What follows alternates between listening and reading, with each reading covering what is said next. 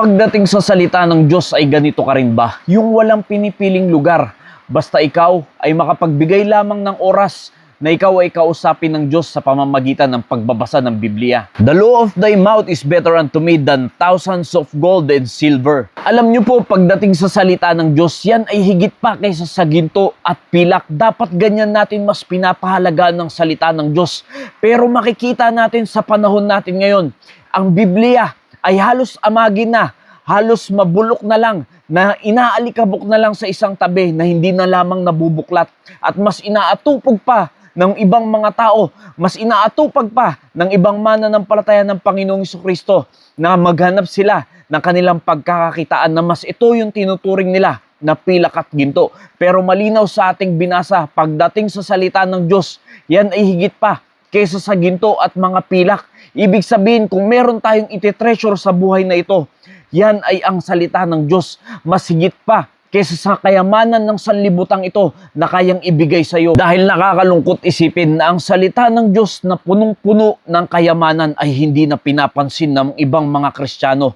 Ni ang ibang mga mananampalataya ng Panginoong Jesucristo ay mas nakatutok na lamang doon sa mga makamundong bagay na tila ba ito yung tinuturing nila na kayamanan, na hindi natin nalalaman na ang pinakakayamanan na makukuha mo sa buhay na ito habang ikaw ay nandito pa, yan ay walang iba kundi ang salita lamang ng Diyos. Huwag nawang mangyari, kapatid, na pagka dumadating ka na lang sa iyong matinding problema sa buhay at saka mo na lang maaalala na buklatin ang iyong Biblia at basahin ang salita ng Diyos. Pero pag ikaw ay nasa maayos na buhay, ay wala kang pakialam sa salita ng Diyos. Pag ikaw ay pinagpapala ng Diyos, tsaka mo naman kinakalimutan ng salita ng Diyos. Huwag nawang mangyari, kaibigan, na ganyan ang magiging asal mo pagdating sa salita ng Diyos. Huwag nawang ganyan ang maging pag-uugali natin sa harapan ng Diyos. Kundi, ikaw man ay pinagpapala, ikaw man ay dumadaan sa matinding problema, dapat lagi-lagi nating baon ng salita ng Diyos dahil yan ang maggagabay sa atin. Thy word is a lamp unto my feet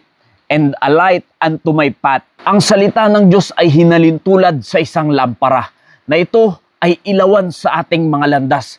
Tignan nyo ang lamparang ito kung aking papatayin. Ano na lamang ang buhay mo sa isang pagiging Kristiyano kung wala ka ng salita ng Diyos? Yan ay magdidilim. Ikaw ay lalakad sa hindi kalooban ng Diyos, ikaw ay mapapahamak. Kaya ang salita ng Diyos ay hinalintulad sa isang lampara, isang ilaw, dahil yan ay ang maggagabay sa atin pag tayo ay nasa kadiliman. Kaya't ano pa ang aasahan natin kung tayo ay hindi nagbabasa ng Biblia?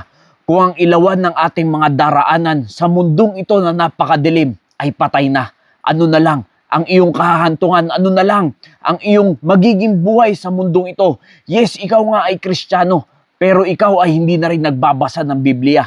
Ano pa ang magiging ilaw mo sa sanlibutang ito? Tayo ay tinaguri ang ilaw ng sanlibutan. Huwag nawang aandap-andap ang iyong liwanag sa sanlibutang ito. At huwag nawang mangyari na matuluyang mamatay ang ilaw na nasa iyo. Dahil ang kailangan ng mga tao ay ang salita ng Diyos.